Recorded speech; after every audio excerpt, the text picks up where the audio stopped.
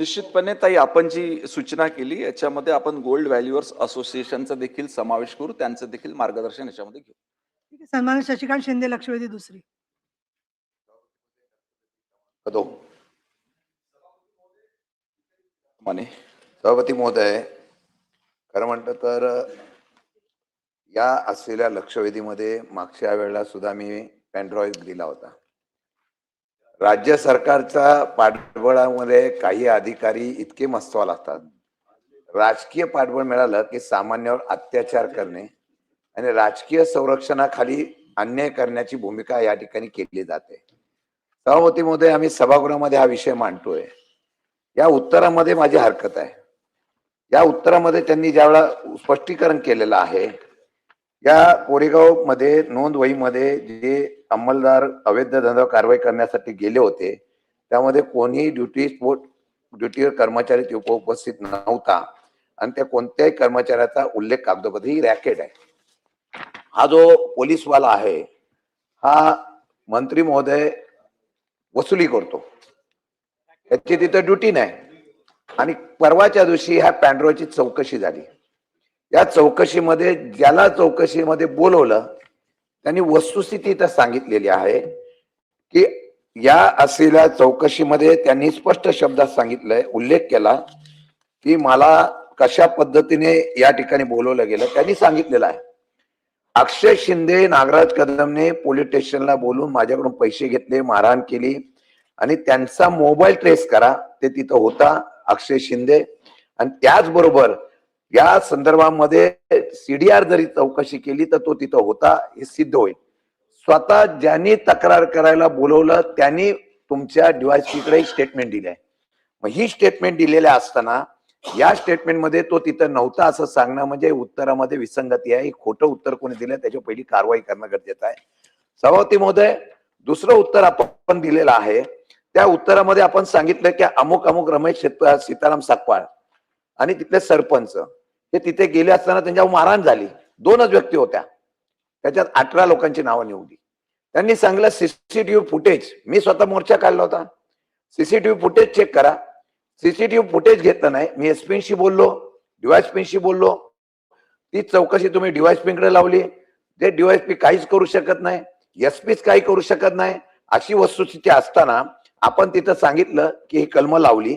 ज्यांनी मार खाल्ला, जो ऍडमिट होता त्याच्यावर गुन्हा दाखल झाला आणि ज्यांनी मारलं त्याच्यावर काही खर्चटलं नसताना त्याच्यावर गंभीर गुन्हा दाखल करून या लोकांना अद्यापही अटक केली नाही. हे साधे 2 प्रश्न ते उत्तरामध्ये तुम्हाला यामध्ये दिसून येत आहे की या फौजदारांचा कशा पद्धतीने कामकाज सुरू आहे. अवैध धंदे, बाकीच्या सगळ्या व्यवसायावर या ठिकाणी त्यांचा आशीर्वादामुळे क्राईम वाढलेला ही वस्तुस्थिती आहे.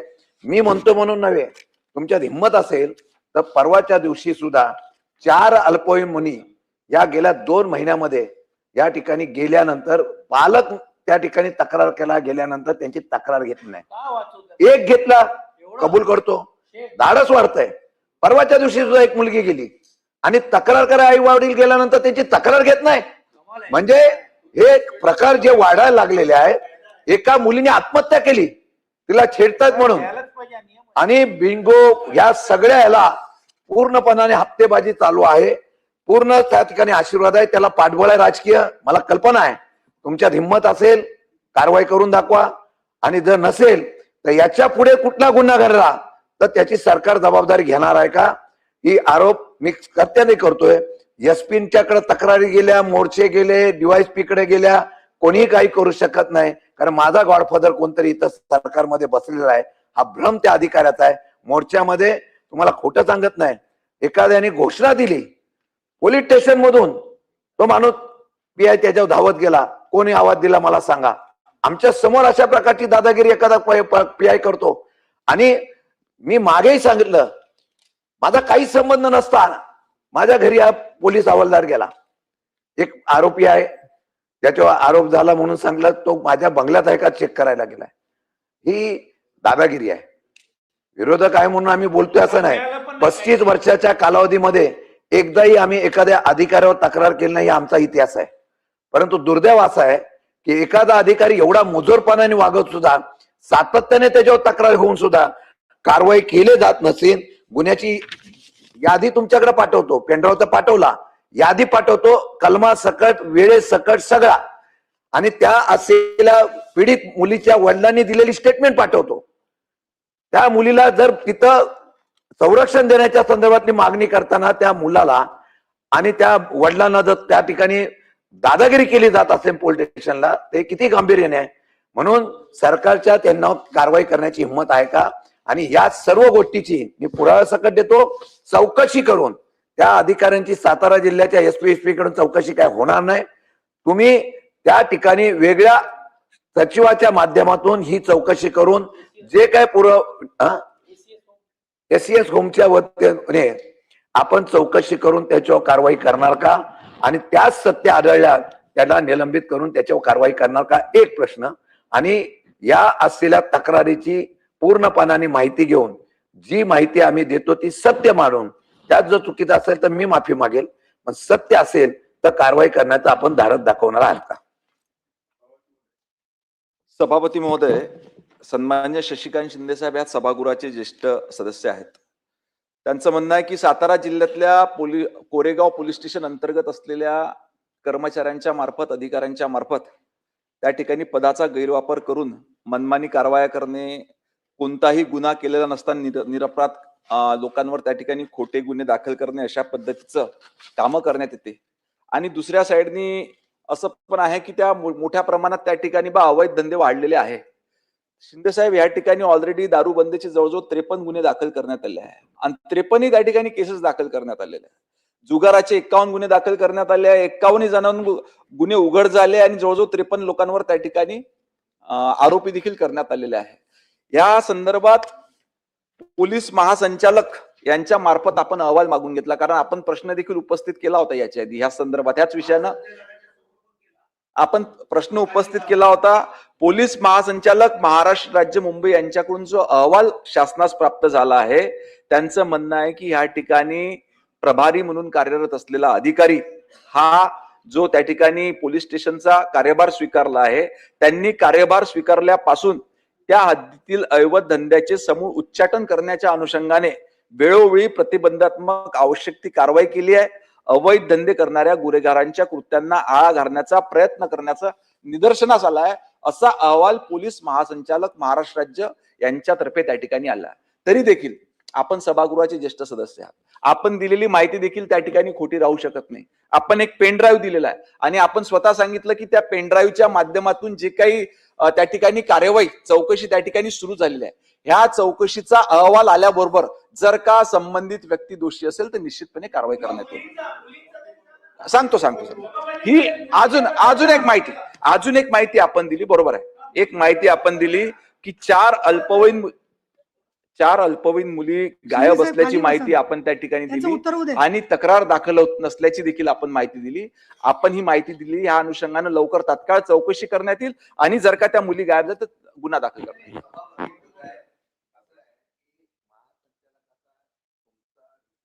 मानत असाल आणि हा दिलेला रिपोर्ट जर खरा मानत असाल तर मला खेद व्यक्त करावा लागतो. आम्ही ज्यावेळेला बोलतोय, मी मगाशी सांगितलं, राजकीय जीवनामध्ये 25 वर्ष आम्ही आहोत, पण कधी आम्ही कोणत्या अधिकाऱ्याच्या विरुद्ध कधी तक्रार केली नाही. पण ज्यावेळेला अति होतं त्यावेळेला आम्हाला आवाज उठवावा लागतो. मी कालची स्टेटमेंट आहे, वडील 3 दिवस जातोय तक्रार करायला, 17 वर्षाची मुलगी पळून नेली, 3 दिवस जातो, त्याची तक्रार घेतली नाही. त्याच्या अगोदर 2 महिन्या अगोदर झाले, आई वडील जाऊन सातत्याने पोलीस स्टेशनला बसतायत, त्याची तक्रार घेतली जात नाही. तुम्ही यांना पाठीशी घालता कशासाठी? चौकशी म्हणजे महासंचालकाचा अहवाल तुम्हाला खरा वाटत असेल, मी कालचं स्टेटमेंट देतो, त्यांनी स्टेटमेंट देताना सांगितलंय, मी एकच शब्द वाचून दाखवतो, त्यामध्ये त्याला बोलवलं, त्या गणेश प्रकाश जाधव, त्याला दबाव फार येतोय, पण त्यांनी सरळ सांगितलं की पहिलं मला मारलं आणि हे मारताना त्यांनी ड्राय डे असताना सुद्धा कुठे कुठे धंदा चालू आहे ते मला सांग म्हणून ह्या पीआय बल्लाळने त्याला फोन नंबर दिलाय आणि पेनड्राईव्ह मध्ये आहे आणि हे स्टेटमेंट तुमच्या डिपार्टमेंटच्या समोर त्यांनी दिलंय. मग महासंचालकांनी आणि तुमच्या स्टेटमेंटवर माझा आक्षेप एवढाच आहे, तुम्ही चुकीच्या माणसाला राज्याश्रय देऊ नका. क्राईम वाढतोय, लोकांना भीती राहिलेली नाही. वस्तुस्थिती सांगतो की कोणी यावं, तू इथे ये, तुझा धंदा चालू. त्यामुळे पूर्ण अडचणी आलेल्या. आमचं म्हणणं आहे पहिला तिथून त्याला हटवा, चौकशी करा, आणि जर तो चौकशीमध्ये निर्दोष आढळला परत त्याला तुम्ही वाटण्यात अजून प्रमोशन करा. प्रभारी माणसाला 3-3 वर्ष होऊन गेल्यानंतर तिथं ठेवता. आणि मी सांगतो तो शिंदे म्हणून आहे, तो शिंदे त्याचा संबंध नाही, तो हप्ता गोळा करतो. मी नावाने सांगतोय. आणि एवढं सांगून सुद्धा आपण सांगता की एवढ्या गोळ्या शोध लावलाय. माझं म्हणणं आहे की तुम्ही माझ्या उपरोक्ष जाऊन, आम्ही मोर्चा काढला, उपरोक्ष जाऊन तिथल्या असलेल्या डिपार्टमेंटला जाऊन तुम्ही चौकशी करा, लोकांमधून चौकशी करा. माझं म्हणणं आहे पहिलं त्याला बाजूला हटवा, चौकशी करा, दोषी आढळला तर निलंबित करा. आणि तुम्ही करणार नसाल तर उद्या एखादी घटना घडली, 3 मर्डर झाले आहेत, हाफ मर्डर पण झाले आहे, त्या आधी आरोपींना मोकळं सोडलं, कारवाई केली नाही. आणि दुर्दैव असं आहे, ज्या आरोपीला पहिला गुन्हा दाखल झाला ना, FIR दाखल केली ना कोर्टामधून, त्याला बेल दिला कोर्टाने 302 मधला. आणि नंतर त्यांना कळून आलं की 302चा आरोपी हा सुटला गेलाय. परत मग गुन्हा दाखल करण्याच्या संदर्भात नामुष्की या सरकारच्या आणि पोलीस डिपार्टमेंटला आलेली आहे. कोणाला वाचवता तुम्ही? आणि म्हणून माझी विनंती आहे पहिलं त्याला तिथून हटवावं, चौकशी करावी, चौकशीमध्ये दोषी आढळला तर निश्चितपणे कारवाई करावी, नाही आढळला तर मी या सभागृहात माफी मागेल. परंतु तुम्ही राजाश्रय देण्याचा प्रयत्न केला तर दुर्दैवाने उद्या एखादी घटना घडली तर त्याला सरकार जबाबदार राहील. ती जबाबदारी तुम्ही स्वीकारणार का? सभापती महोदय, जे सरकार हे राज्य चालवत असतं निश्चितपणे ते जबाबदार असतं प्रत्येक गोष्टीला. आणि ह्या ठिकाणी शिंदेसाहेब कोणालाही राजाश्रय देण्याचा प्रश्न येत नाही. आपल्याला माहिती आहे मागच्या 10 ते 11 वर्षापासून हे राज्य सन्मान्य मुख्यमंत्री देवेंद्र फडणवीस साहेबांच्या नेतृत्वात या ठिकाणी गृह विभाग काम करतो. आणि जेवढ्या पारदर्शक पद्धतीनं त्यांच्या नेतृत्वात हा विभाग काम करतो याच्या आधी कदाचितच एवढ्या पारदर्शक पद्धतीने या विभागानं काम केलं असं. आपण म्हटलं एवढे मोठे गुन्हे आज लोक निर्भीड होऊन त्या ठिकाणी तक्रार करण्याकरता समोर येतात. आणि झालेला अन्याय, कारण त्यांना आत्मविश्वास आहे की त्या ठिकाणी सरकारकडनं आपल्याला न्याय मिळणार आहे. आपण जी माहिती दिली याच्याबद्दल देखील आम्ही संवेदनशील आहोत की त्या 4 अल्पवयीन मुली गायब आहे, अजून तक्रार झाली नसेल तर आता ही बैठक झाल्याबरोबर सभागृहातून बाहेर मी स्वतः त्या ठिकाणी चौकशी करेन, तातडीनं गुन्हा त्या ठिकाणी दाखल करण्यात येईल निश्चितपणे. परंतु आपण जे सांगतायत की आता आपणच दिलेल्या पेन ड्राईव्हची चौकशी त्या ठिकाणी सुरू झाली, आपण स्वतः म्हणणार की त्या ठिकाणी त्या चौकशीमध्ये जर का तो व्यक्ती गुन्हेगार आढळला, तो कुठलाही अधिकारी असो, कोणालाही त्या ठिकाणी राजश्रय देण्याचा प्रश्नच उद्भवत नाही. त्या पेनड्राईव्हने, आपण दिलेल्या पेनड्राईव्हच्या अनुषंगाने त्या ठिकाणी चौकशी सुरू झालेली आहे. त्या चौकशीत तो दोषी आढळल्याबरोबर तातडीनं त्याच्यावर कार्यवाही करण्यात येईल.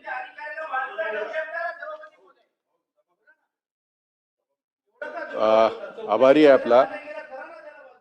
आपला आभारी आहे, कारण मंत्री महोदय आपण बऱ्यापैकी सगळ्या प्रश्नांना उत्तर देण्याचा प्रयत्न करत आहात.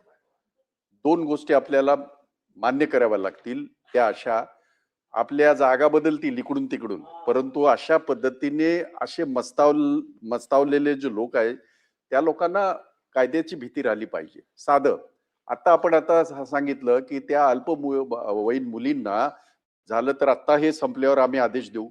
आपला कायदा आहे, सुस्पष्ट कायदा आहे, आणि तो कायदा हे सांगतो की एखाद्या महिलेने तक्रार दिली तर ती खरी समजून नोंदवायलाच हवी. हा आपला कायदा आहे. आणि ती जर नोंदवली नाही तर त्याला तात्काळ तिथून निलंबित करा, असाही कायद्यामध्ये प्रोव्हिजन आहे. आणि ह्या सगळ्या गोष्टीमध्ये हे सगळं सुस्पष्ट असताना मी बाकीच्या सगळ्या गोष्टी तर त्यांनी सांगितले. ते स्वतः मंत्री राहिलेले आहे आणि त्यांनी स्वतः त्या सगळ्या याच्यामध्ये काम केलेलं आहे. तुम्ही तुमच्या चौकशीचे जेवढे निकष आहेत ते सगळे लावा, आमचा त्याला अजिबात आक्षेप नाही. परंतु अल्पवयीन मुलीचे पालक पोलीस स्टेशन मध्ये येऊन बसतात, त्याच्यापेक्षा वेगळं तुम्हाला काय कारण लागणार आहे त्याला निलंबित करण्यासाठी? त्याची चौकशी होत नाही. कायद्यातच आपल्या प्रावधान आहे ते. आपण कायदा बनवला त्यावेळेलाच तो तितका सक्षम बनवला, कारण याच्या अगोदर अनेक गोष्टी अशा घडल्यात. आणि म्हणून माझे 2 स्पेसिफिक प्रश्न आहेत. एक, तिथे माझ्या माहितीप्रमाणे ऍडिशनल CP यांनी सुद्धा SP ने गुन्हा दाखल करण्यासाठी काल एसपीने सांगितलेलं आहे, जी अधिकची माहिती ती आपल्याला सुद्धा असेल, कारण आपण ब्रीफिंग घेताना घेतली असेल ती. पण आपल्या प्रचलित कायद्याप्रमाणे अल्पवयीन मुलींचा झालेला जे जे गुन्हे झालेले आहेत ते गुन्हे दाखल न करणाऱ्या त्या इन्स्पेक्टरवर आपण तात्काळ त्याला निलंबित करणार का, आणि त्याला तिथून निलंबित करून त्याच्यावर हे सगळे आपले कायदे धाब्यावर बसवणाऱ्या या अधिकाऱ्याला निलंबित करून ह्या सगळ्या गोष्टीची आपण चौकशी करणार का? तर भाई जगताप, आपण जी माहिती दिली अगदी बरोबर आहे. आपल्या इथं कायद्यातच तरतूद आहे की जर का अशा पद्धतीनं कुठल्या महिलेनं तक्रार दिली तर त्याची दखल घेऊन तातडीनं गुन्हा दाखल करावा लागतो. जर का अशा पद्धतीनं गुन्हा दाखल झाला नसेल याची माहिती घेऊन मी तुम्हाला काय म्हणतो याची माहिती आम्हाला तर घेऊ द्या ना. मी तुम्हाला काय म्हणतोय, नाही नाही असं आहे, नाही असं नाही.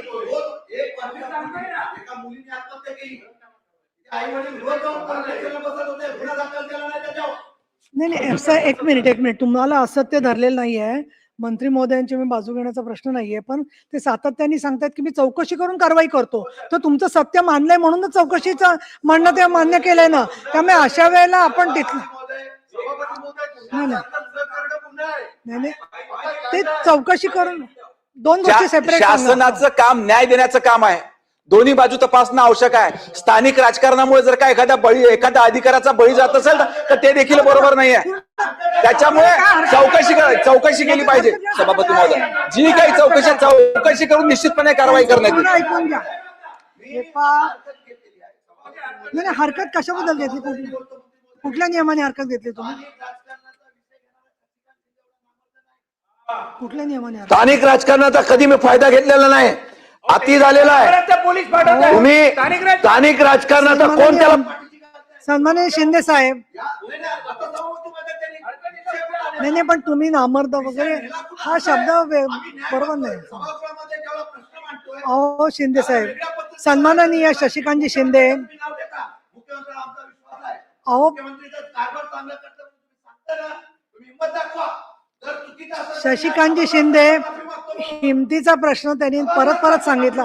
तुम्ही आता हे पहा एक मिनिट 4-5 वेळेला बोलत असताना तुम्ही त्यातलं सत्य तुमच्या जे तुम्हाला दिसतंय ते मांडलं. त्यामध्ये तुम्ही प्रत्येक वेळेला सारखं म्हणताय की हिंमत दाखवा. मुद्दा असा आहे की चौकशी करून त्याच्यावरती कारवाईची हिंमत ते मंत्री असल्यामुळे त्यांना दाखवायलाच लागणार आहे. त्यामुळे हिंमत दाखवा. सभागृहामध्ये इथल्या इथे त्यांना निर्णय करता येणार नाहीये, ते परत सांगतायत. पण चौकशी सांगितलं त्यांनी, चौकशीचं मान्य. त्यांनी 3 दिवसाआधी पेनड्राईव्ह दिला.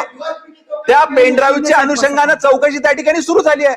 जसाही तो अहवाल प्राप्त होईल, कारण पहिला अहवाल त्या ठिकाणी पोलीस महासंचालकाकडनं आलाय. असं नाहीये की या ठिकाणी चौकशी केली नाही. पोलीस महासंचालकाकडनं चौकशी केली. त्यांचा अहवाल आला की त्या पद्धतीचं काम त्या ठिकाणी होत नाही. तरी देखील सन्माननीय सदस्यांच्या निवेदनावर विश्वास ठेवून पुन्हा एकदा चौकशी करून जर का अहवाल प्राप्त झाला तर निश्चितपणे कारवाई करू. तिसरी लक्षवेधी उमाताई खापरे, नाही त्यांनी चौकशी सांगितलेलं. लक्षवेधी क्रमांक 3